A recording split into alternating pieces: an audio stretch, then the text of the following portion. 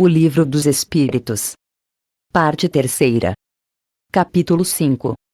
Da Lei de Conservação. Instinto de conservação. 702. É lei da natureza o instinto de conservação. Sem dúvida. Todos os seres vivos o possuem, qualquer que seja o grau de sua inteligência. Nuns, é puramente maquinal, raciocinado e outros. 703. Com que fim outorgou Deus a todos os seres vivos o instinto de conservação? Porque todos têm que concorrer para cumprimento dos desígnios da providência. Por isso foi que Deus lhes deu a necessidade de viver. Acresce que a vida é necessária ao aperfeiçoamento dos seres. Eles o sentem instintivamente, sem disso se aperceberem. Meios de conservação. 704. Tendo dado ao homem a necessidade de viver, Deus lhe facultou, em todos os tempos, os meios de o conseguir. Certo, e se ele os não encontra, é que não os compreende. Não fora possível que Deus criasse para o homem a necessidade de viver, sem lhe dar os meios de consegui-lo. Essa razão porque faz que a terra produza de modo a proporcionar o necessário aos que a habitam, visto que só o necessário é útil. O supérfluo nunca é 705. Porque nem sempre a terra produz bastante para fornecer ao homem necessário. É que, ingrato, o homem a despreza.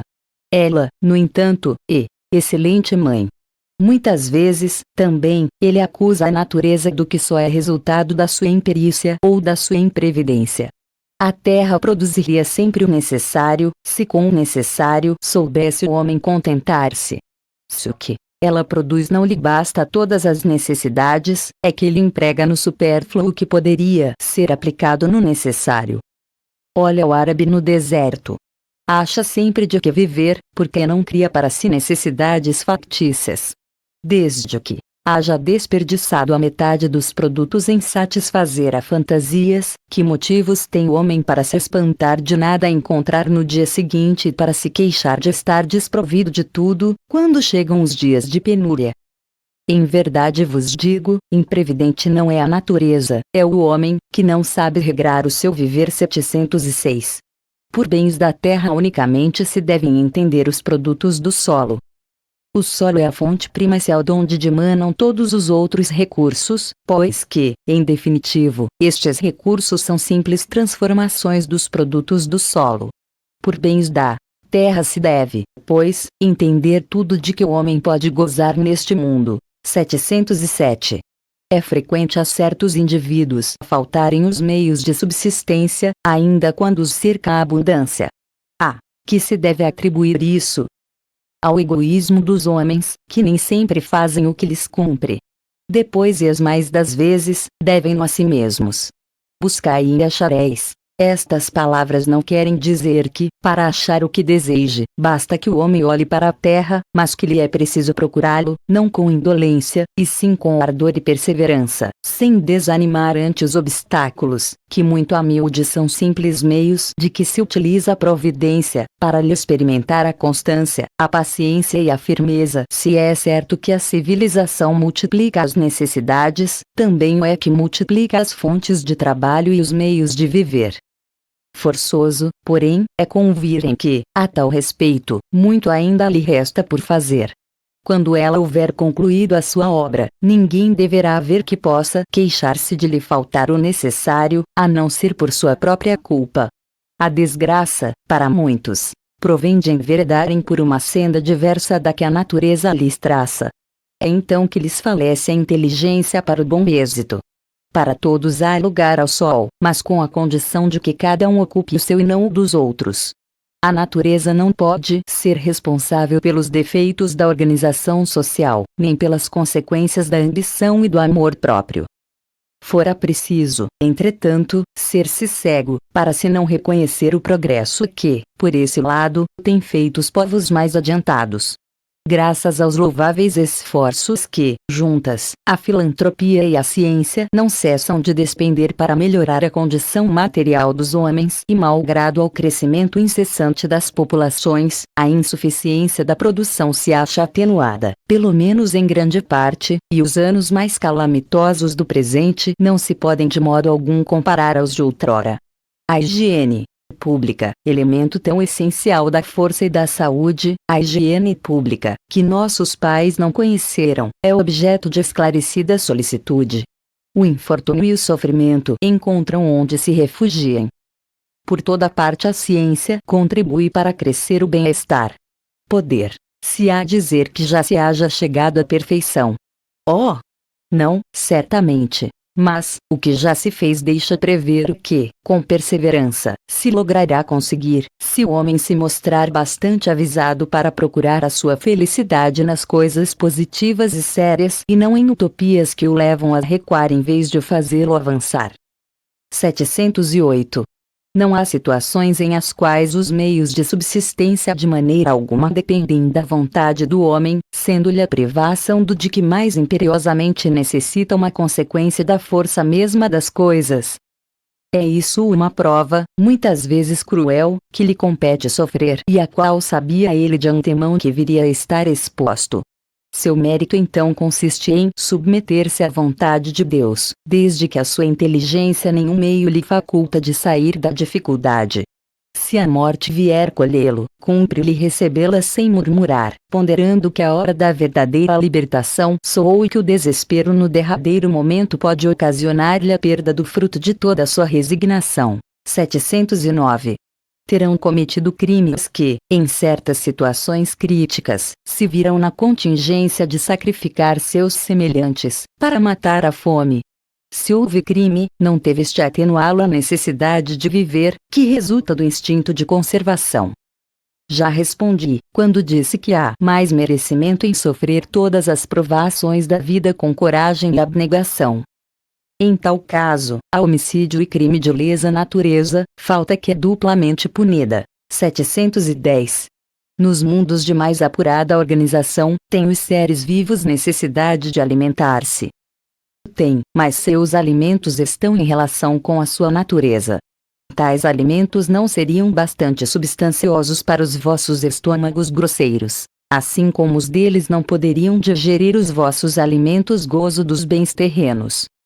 711. O uso dos bens da terra é um direito de todos os homens. Esse direito é consequente da necessidade de viver. Deus não imporia um dever sem dar ao homem um meio de cumpri-lo. 712. Com que fim pôs Deus atrativos no gozo dos bens materiais? Para instigar o homem ao cumprimento da sua missão e para experimentá-lo por meio da tentação. Qual o objetivo dessa tentação? Desenvolver-lhe a razão, que deve preservá-lo dos excessos. Se o homem só fosse instigado a usar dos bens terrenos pela utilidade que tem, sua indiferença houvera talvez comprometido a harmonia do universo. Deus imprimiu a esse uso o atrativo do prazer, porque assim é o homem impelido ao cumprimento dos desígnios providenciais. Mas, além disso, dando àquele uso esse atrativo, quis Deus também experimentar o homem por meio da tentação, que o arrasta para o abuso, de que deve a razão defendê-lo. 713. Traçou a natureza limites aos gozos. Traçou, para vos indicar o limite do necessário. Mas, pelos vossos excessos, chegais à saciedade e vos punis a vos mesmos. 714. Que se deve pensar do homem que procura nos excessos de todo gênero o requinte dos gozos? Pobre criatura! Mais digna é de lástima que de inveja, pois bem perto está da morte. Perto da morte física, ou da morte moral. De ambas, o homem, que procura nos excessos de todo gênero o requinte do gozo, coloca-se abaixo do bruto, pois que este sabe deter-se, quando satisfeita a sua necessidade. Abdica da razão, que Deus lhe deu por guia, e quanto maiores forem seus excessos, tanto maior preponderância confere-lhe a sua natureza animal sobre a sua natureza espiritual. As doenças, as enfermidades e, ainda, a morte, que resultam do abuso, são, ao mesmo tempo, o castigo à transgressão da lei de Deus. Necessário e supérfluo. 715. Como pode o homem conhecer o limite do necessário? Aquele que é ponderado o conhece por intuição. Muitos só chegam a conhecê-lo por experiência e à sua própria custa. 716. Mediante a organização que nos deu, não traçou a natureza o limite das nossas necessidades? Sem dúvida, mas o homem é insaciável. Por meio da organização que lhe deu, a natureza lhe traçou o limite das necessidades. Porém, os vícios lhe alteraram a constituição e lhe criaram necessidades que não são reais. 717. Que se há de pensar dos que assambarcam os bens da terra para se proporcionarem o supérfluo, com prejuízo daqueles a quem falta o necessário? Ouvidam a lei de Deus e terão que responder pelas privações que houverem causado aos outros. Nada tem de absoluto limite entre o necessário e o supérfluo. A civilização criou necessidades que o selvagem desconhece e os espíritos que ditaram os preceitos acima não pretendem que o homem civilizado deva viver como o selvagem. Tudo é relativo, cabendo à razão regrar as coisas. A civilização desenvolve o senso moral e, ao mesmo tempo, o sentimento de caridade, que leva os homens a se prestarem mútuo apoio. Os que vivem à custa das privações dos outros exploram, em seu proveito, os benefícios da civilização. Desta tem apenas o verniz, como muitos há que da religião só tem a máscara.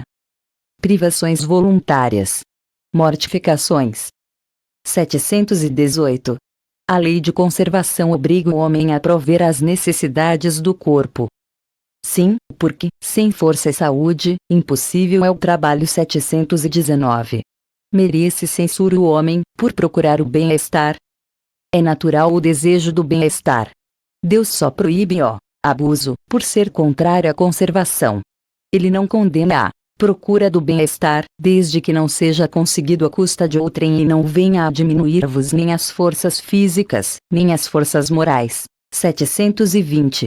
São meritórias aos olhos de Deus as privações voluntárias, com o objetivo de uma expiação igualmente voluntária. Fazei o bem aos vossos semelhantes e mais mérito tereis. Haverá privações voluntárias que sejam meritórias. A privação dos gozos inúteis, porque desprende da matéria o homem lhe leva a alma. Meritório é resistir à tentação que arrasta ao excesso ou ao gozo das coisas inúteis. É o homem tirar do que lhe é necessário para dar aos que carecem do bastante. Se a privação não passar de simulacro, será uma irrisão. 721. É meritória, de qualquer ponto de vista, a vida de mortificações ascéticas que desde a mais remota antiguidade teve praticantes no seio de diversos povos. Procurai saber a quem ela aproveita e tereis a resposta. Se somente serve para quem a pratica e o impede de fazer o bem, é egoísmo, seja qual for o pretexto com que entendam de colori-la. Privar-se a si mesmo e trabalhar para os outros, tal a verdadeira mortificação, segundo a caridade cristã. 722. Será racional a abstenção de certos alimentos, prescrita a diversos povos. Permitido é o homem alimentar-se de tudo que lhe não prejudique a saúde. Alguns legisladores, porém, com um fim útil, entenderam de interdizer o uso de certos alimentos e, para maior autoridade, imprimirem as suas leis, apresentaram-nas como emanadas de Deus. 723. A alimentação animal é, com relação ao homem, contrária à lei da natureza. Dada a vossa constituição física, a carne alimenta a carne, do contrário o homem perece. A lei de conservação lhe prescreve, como um dever, que mantenha suas forças e sua saúde, para cumprir a lei do trabalho. Ele, pois, tem que se alimentar conforme o reclame a sua organização. 724. Será meritório abster-se o homem da alimentação animal, ou de outra qualquer, por expiação? Sim, se praticar essa privação em benefício dos outros. Aos olhos de Deus, porém, só a mortificação, havendo privação séria e útil. Por isso é que qualificamos de hipócritas os que apenas aparentemente se privam de alguma coisa. 725. Que se deve pensar das mutilações operadas no corpo do homem ou dos animais? A que propósito, semelhante questão? Ainda uma vez, inquiri sempre vos mesmos se é útil aquilo de que porventura se trate. A Deus não pode agradar o que seja inútil e o que for nocivo lhe será sempre desagradável. Porque, ficai sabendo, Deus só é sensível aos sentimentos que levam para ele a alma. Obedecendo-lhe a lei e não a violando é que podereis forrar-vos ao jugo da vossa matéria terrestre. 726. visto que os sofrimentos deste mundo nos elevam, se os suportarmos devidamente, dar-se-á que também nos elevam os que nós mesmos nos criamos. Os sofrimentos naturais são os únicos que elevam, porque vêm de Deus. Os sofrimentos voluntários de nada servem, quando não concorrem para o bem de outrem. Supõe-se que se adiantam no caminho do progresso os que abreviam a vida, mediante rigores sobre-humanos, como o fazem os bonzos, os faquires e alguns fanáticos de muitas seitas. Porque de preferência não trabalham pelo bem de seus semelhantes. Vistam o indigente, consolem o que chora, trabalhem pelo que está enfermo, sofram privações para alívio dos infelizes e então suas vidas serão úteis e, portanto, agradáveis a Deus. Sofrer alguém voluntariamente, apenas por seu próprio bem, é egoísmo. Sofrer pelos outros é caridade. Tais os preceitos do Cristo 727. Uma vez que não devemos criar sofrimentos voluntários, que nenhuma utilidade tenham para outrem, deveremos cuidar de preservar-nos dos que prevejamos ou nos ameacem.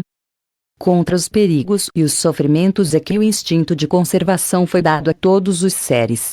Fustigai o vosso espírito, e não o vosso corpo, mortificai o vosso orgulho, sufocai o vosso egoísmo, que se assemelha a uma serpente a vos roer o coração, e fareis muito mais pelo vosso adiantamento do que infligindo-vos rigores que já não são